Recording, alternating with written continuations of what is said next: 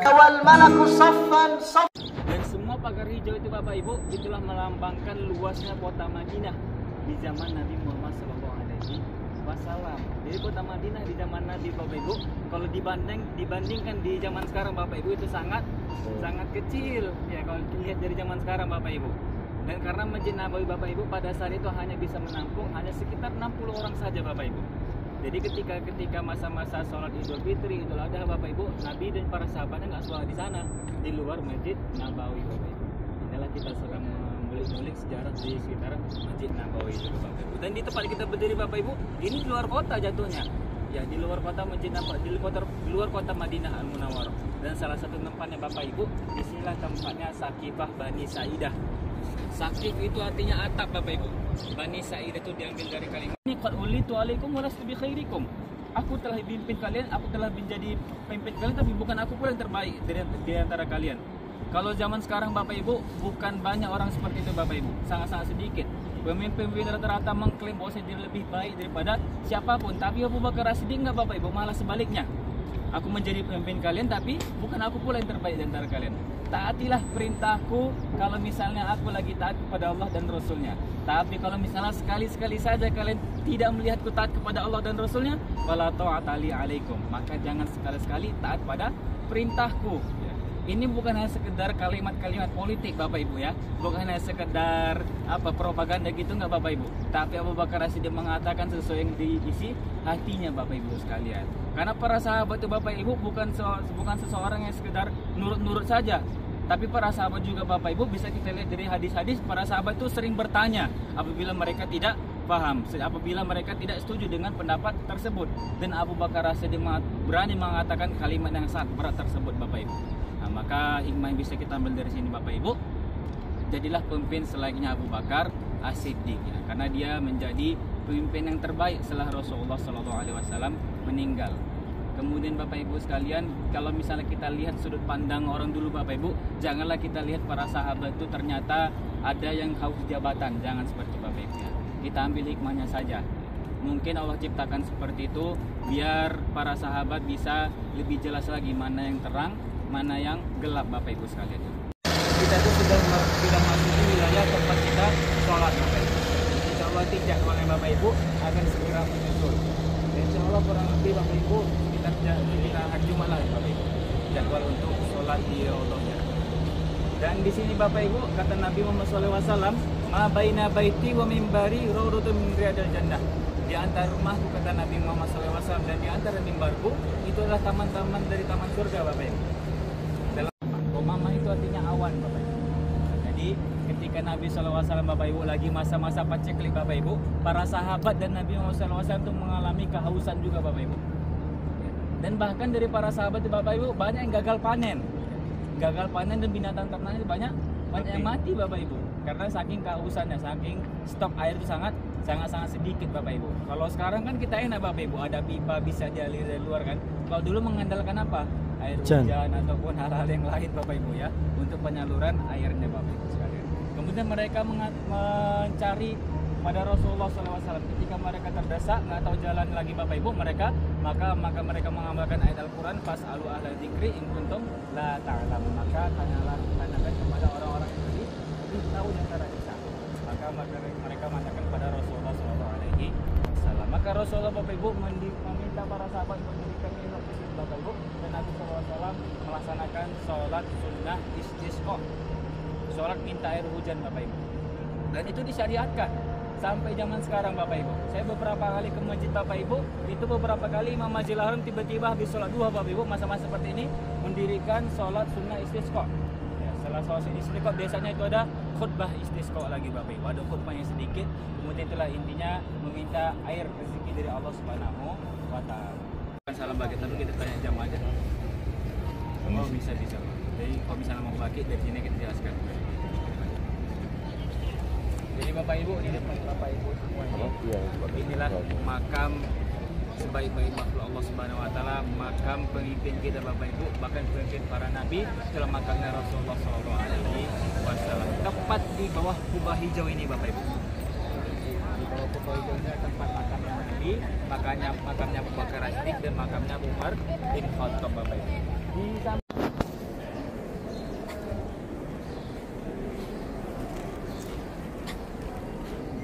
aja kita udah di surga ini. Yang sebelah kiri Pak ya? Hah? Sebelah kiri ya? Sini mimbar ini. Oh ini Pak mimbarnya Pak? Iya. Ini Pak, ini Pak depan ini Pak mimbarnya. Mirah. Ini merahnya itu.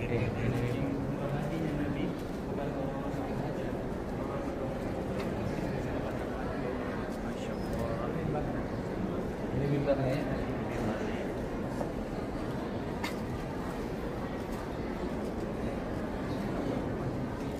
Ini merahnya.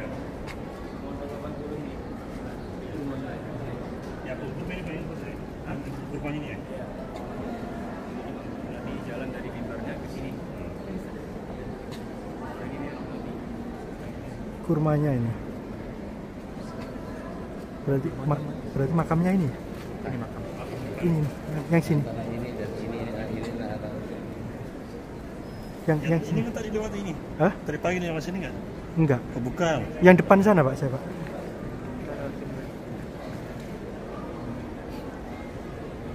Itu terus nih ya. Habis saya kan bikin Nabi tentang salah, bukan yang kedua. itu di pertahun dulu.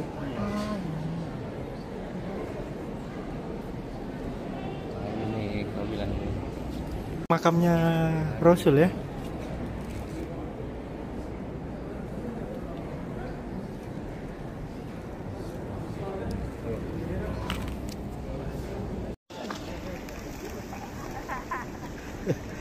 Itu masih banyak itu Pak lagi.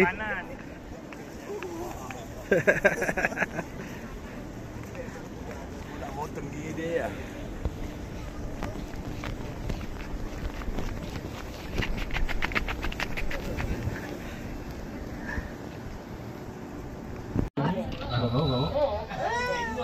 B2. B2. Nah itu Pak. B2. Ya sana. Oh enggak ya. B2 Pak, B2 ya. Ini B2. Babar ya B2. Apa B2 B2? Kurang atau ada lagi yang masuk? 46. Lihat sini semua. Para pengunjung yang semua berada di Allah Ta'ala selamat datang di Museum As-Sofia. Insyaallah kita akan mulai tur kita sekarang. Insyaallah tur ini berjalan 30 menit sampai 40 menit di ruangan pertama, atau kita punya kurang lebih 10 sampai 12 ruangan. Yang pertama adalah tentang muqaddimah, yaitu introduction yang menghimpun semua rangkaian yang akan kita saksikan ke depan. Nanti akan ada video yang diputar dalam bahasa Arab dengan subtitle berbahasa Inggris, namun saya akan menerjemahkannya ke dalam bahasa Indonesia insyaallah, atau saya akan memberikan kesimpulan-kesimpulan dan inti dari konten yang disampaikan. Jemaah sekalian, nanti Anda akan menyaksikan video muqaddimah yang nanti kita akan sama-sama saksikan cerita di museum ini, diawali dengan kisah apa yang ada sebelum makhluk ciptaan Allah Ta'ala, bagaimana nanti awal mula ciptaan terjadi, manusia diciptakan, bagaimana langit diciptakan, bagaimana bumi diciptakan, bagaimana malaikat dan juga jin diciptakan, sampai masuk ke cerita tentang nabi-nabi dan rasul-rasul Allah. Dan nanti juga kita akan masuk ke cerita tentang hari kiamat, kemudian manusia dibangkitkan dan Allah akan menghitung semua amalan mereka sampai ke misalnya surga. المتكبر سبحان الله عما يشركون هو الله الخالق البارئ المصور له الأسماء الحسنى يسبح له ما في السماوات والأرض. Sama saksikan kisah tentang awal mula penciptaan makhluk, di mana kita saksikan nanti Allah Ta'ala menciptakan langit, kemudian menciptakan bumi dan menciptakan manusia, bangsa jin, dan juga menciptakan malaikat-malaikat Allah dari sumber yang berbeda-beda. Silakan, boleh yang laki-laki sebelah mungkin karena kursinya lebih banyak. Untuk yang perempuan boleh berpindah sisinya karena kursinya lebih banyak di sebelah kanan. خلق الله العرش وكان عرشه على الماء ثم استوى عليه سبحانه. Bentuk berbeda, tinggi badan, berbeda warna kulit, berbeda detail wajah dan seterusnya. Maka itu orang disebut sebagai musawwir yang maha membentuk manusia.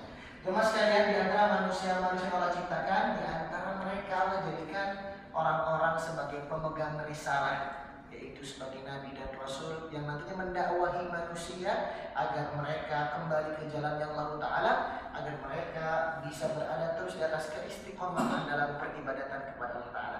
Di ruangan selanjutnya akan kita saksikan cerita-cerita tentang nabi-nabi dan rasul-rasul. Namun sekarang Anda Anda boleh menyaksikan atau melihat sekilas beberapa koleksi yang kami punya di ruangan ini. Silakan. Mohon bisa melihat secara bergantian. Jamaah sekalian, saya informasikan di sini Anda melihat fosil cacing atau potongan dari bongkahan fosil cacing yang ditemukan sejak kurang lebih 488 juta tahun yang lalu. Disusul di sebelah sana ada gigi hiu yang ditemukan di Laut Merah. Jamaah sekalian, disusul setelahnya ada satu fosil Taif. Metamorphic rock Arabian Silk Taif. Pink granite, quartz granite, among the oldest rock Arabian Silk. Jabal Qudah, Central Saudi Arabia. Ada fosil terumbu karang yang juga Quartz. kemudian di sana Anda melihat obsidian. ada batu dengan emas, ada marble, ada Geologi. batu granit dan semuanya. Geologi, geofisika, geodesi. Asli dan ditemukan di negara Arab Saudi. Silakan bergantian.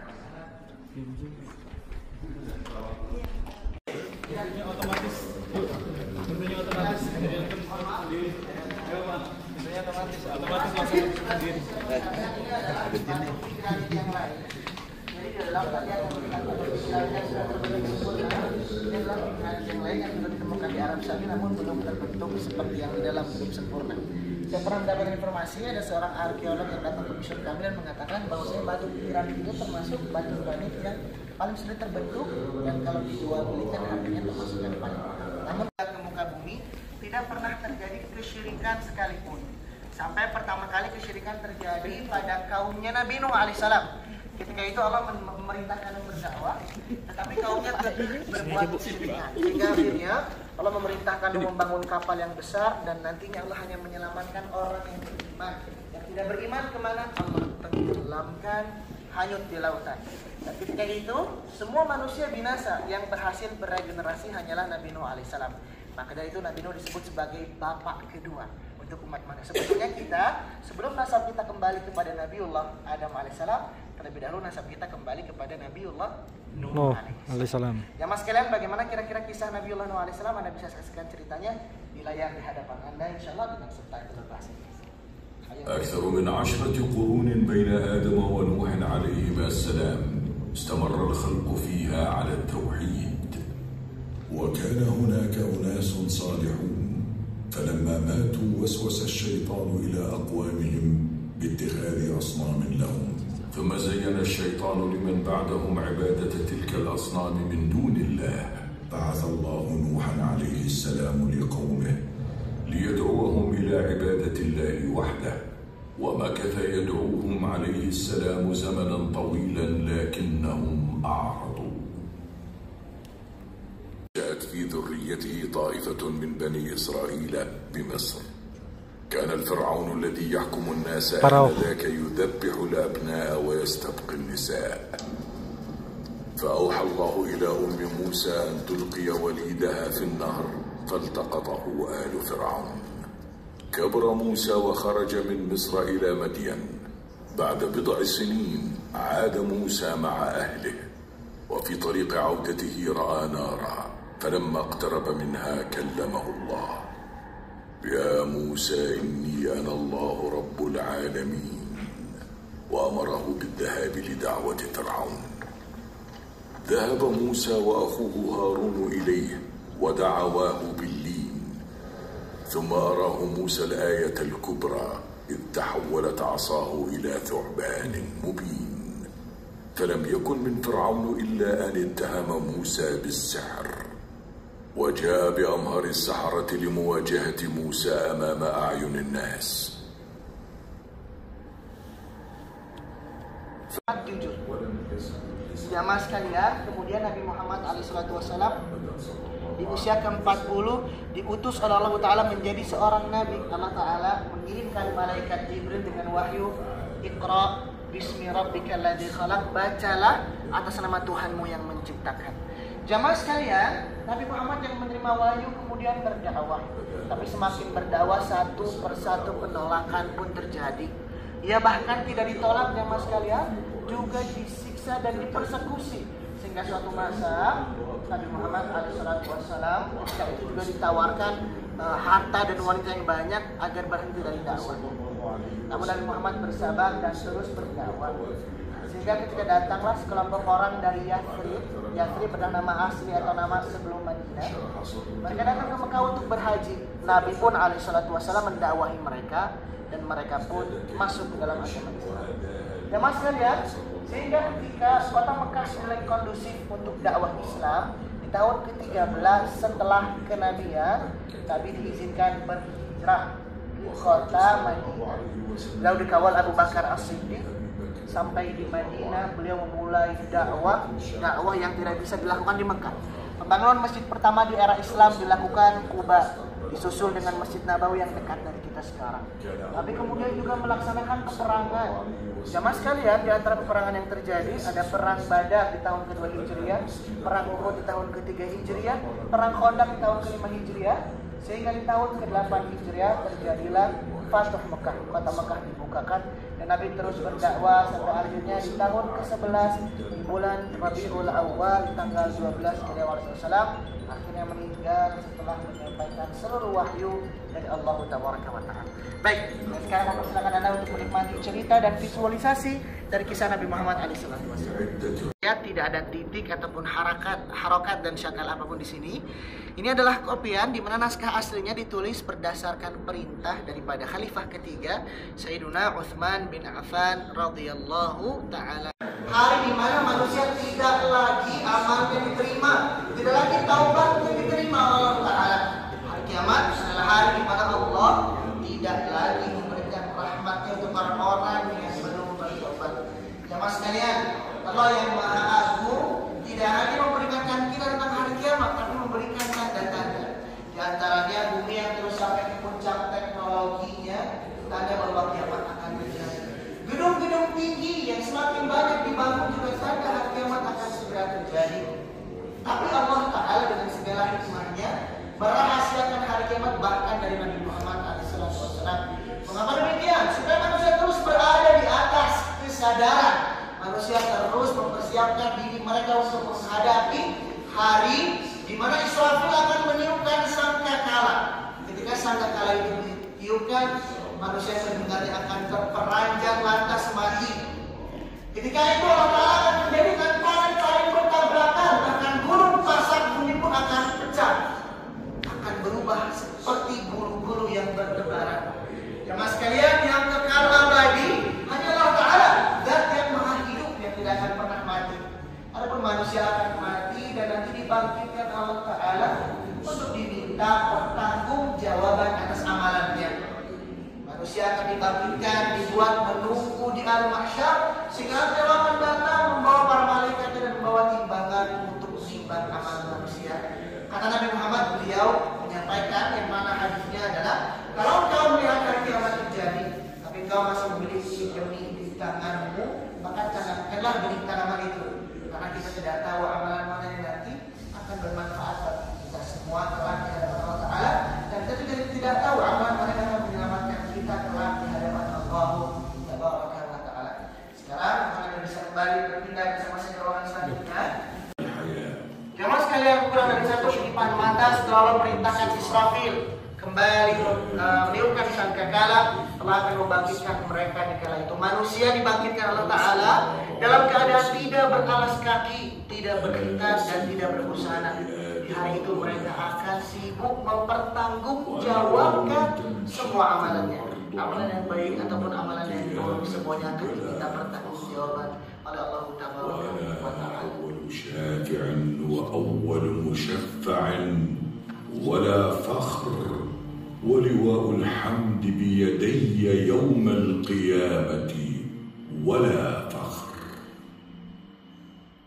Akhirnya Allah Ta'ala pun mengizinkan, Allah Ta'ala mengatakan Muhammad yang beriman dari kalangan umatku bisa masuk ke dalam surga bersamamu dari pintu kanan yang telah aku persiapkan, dan umat-umatku yang beriman yang lain juga bisa masuk ke dalam surga dari pintu-pintu surga yang lain. Jamaah sekalian, Nabi Muhammad ketika nabi-nabi yang lain mengatakan agar dirinya diselamatkan, beliau akan meminta Allah agar kita diselamatkan.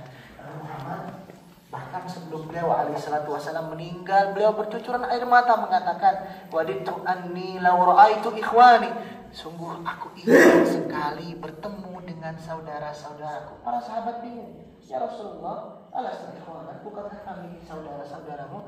Kata Nabi, antum ashabi, kalian adalah sahabat-sahabatku. Amma ikhwani, adapun saudara-saudaraku adalah orang-orang yang beriman kepadaku nanti setelah aku mati, padahal mereka tidak pernah sekalipun melihat aku. Kata Nabi Muhammad SAW. Dan sekarang bahkan beliau sudah memikirkan kita sebelum kita lahir ke muka bumi ini sejak 1400 tahun yang lalu. Mudah-mudahan Allah menjadikan kita di antara orang yang akan mendapatkan syafaat dari Nabi Muhammad. Amin, amin, ya rabbal alamin. Di akhirat kelak, amin Allah. Jemaah sekalian, sekarang ada malaikat-malaikatnya datang berbaris ke hadapan manusia dan mereka semua akan diperlihatkan oleh Allah Ta'ala. Di dalam Al-Quran Allah mengatakan, wa ja'a rabbuka wal malaku saffan saffa, dan datanglah Tuhanmu yang maha agung dengan malaikatnya baris berbaris. Allah akan membawa al-mizan. Wa mada'u mawazin al-qist, kata Allah Ta'ala, aku akan letakkan timbangan yang adil. Jamaah sekalian, setelah Allah Tabaraka wa Ta'ala meletakkan timbangan, Allah akan menghitung amalan manusia. Yang beriman akan ditimbang amalnya dan juga akan diberikan buku catatan amalnya dari kanan. Yang tidak beriman akan diberikan dari kiri atau dari belakang. Mereka berkata, "Mali hadzal kitab?" Buku apa ini? La yughadiru saghiratan wala kabiratan illa ahsaha. Buku apa yang dibagikan kepadaku ini? Tidak sedikit pun amal keburukan yang kecil ataupun yang besar, kecuali semuanya dimaktub di sana. Kata Allah, wa wajadu ma amilu hadira. Mereka dapati apa yang telah mereka amalkan, bahkan yang mereka sembunyikan hadir, ada di hadapan mereka. Wala yadhlimu rabbuka ahada, dan Tuhanmu tidak pernah menzalimi siapapun. Jemaah sekalian, tetapi yang beriman akan dibawa masuk ke dalam surga. Yang kata Allah, aku telah persiapkan surga untuk hambaku yang beriman, yang indahnya tidak pernah dilihat oleh mata manapun, tidak pernah didengar oleh telinga manapun, dan tidak pernah terbayang oleh hati-hati manapun. Semoga Allah Ta'ala yang maha rahmah, Allah Ta'ala Ar-Rahman Ar-Rahim, memberikan rahmatnya kepada kita sehingga kita bisa mendapatkan surganya Allah Ta'ala, mendapatkan ampunan Allah Ta'ala, dan dijauhkan daripada seluruh siksaannya di muka bumi ini maupun di akhirat kelak. Jamaah sekalian, amin Allahumma amin. Jamaah